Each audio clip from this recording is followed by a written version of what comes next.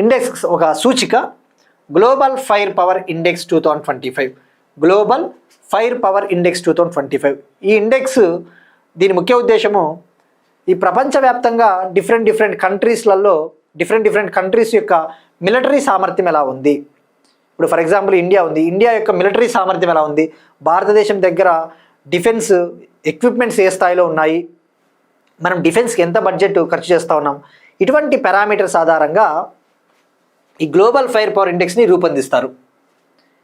Based on different factors helps in assessing the military power of different countries.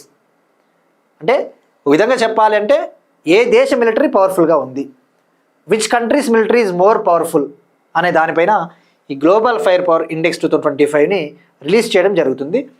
ఇప్పుడు మనం తెలుసుకోవాల్సింది first ఎన్ని parameters ఆధారంగా, మోర్ దాన్ 60 పారామీటర్స్, 60కి పైగా ప్రామాణికాల ఆధారంగా. మరి ఏమి ఆ ప్రామాణికాలు? ఉదాహరణకు మ్యాన్ పవర్ అంటే ఏంటి, ఆ ఆర్మీలో ఎంతమంది ఆర్మీలో పనిచేస్తూ ఉన్నారు, అలానే డిఫెన్స్ ఎక్విప్మెంట్ ఎలా ఉంది, రక్షణ రంగానికి సంబంధించిన ఆయుధాలు ఎలాంటివి వాడుతూ ఉన్నాము, డిఫెన్స్ బడ్జెట్ ఎంత డిఫెన్స్ బడ్జెట్ పెడతా ఉన్నాము.